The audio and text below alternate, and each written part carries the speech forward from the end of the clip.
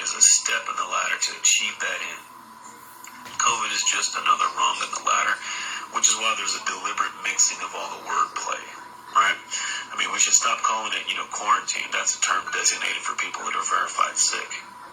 This is a house arrest mandated by the state. You should stop calling it, social distancing. There's nothing social about forced isolation. We should stop saying safer at home when millions of Americans don't have basic necessities adequate to fit their needs. It assumes that everybody's home is equally as safe as the people that are making the statements. We should stop saying, this is for the greater good, right? When you close the economy, killing millions of businesses that families have worked generations to establish, that's anything but good. We should stop saying this is the new normal. That's just blatant mind control drivel. There's nothing normal about forced isolation, treating your neighbor like they have the plague, breathing your own bodily waste, wearing masks, living in constant fear of contamination. That's normal. I mean, after all, if the virus is so deadly, why hasn't it wiped out the homeless who don't social distance, wash themselves regularly, let alone, live in or have access to a sterile environment?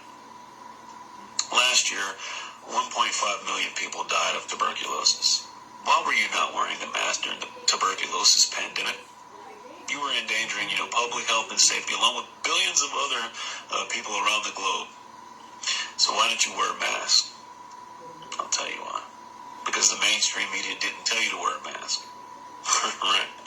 And so because though 1.5 million people died from tuberculosis, there was no tuberculosis pandemic any more than there's a coronavirus pandemic. What you're really participating in is a beta test for AI systems and facial recognition. See, these cameras work best when people are, distance apart. Now they're actually testing through machine learning how to recognize, a face that's partially covered. It's also a way to easily determine who's compliant and who's not. Who does the propaganda work on and who it doesn't? Now get this, there's some ironies that are here, right? A society that kills millions of babies a year for convenience has shut itself down to prevent adults from dying. People that on the one hand slaughter babies in the womb by the millions are now preaching to the masses about the sanctity of human life. It's double speak, double talk. It's the two doctrine policy. One for the initiated, one for the uninitiated. One for the inner circle, another for the masses. It's like saying, if I violate the stay-at-home order, I can be arrested, but you're letting convicted criminals out of prison so they don't get coronavirus. Thesis, antithesis, synthesis. If there's a real pandemic, does it require, faulty virus models, rigged test results, 81% false positives, inaccurate news reporting, staged hospital overruns, manipulated death certificates? Nope.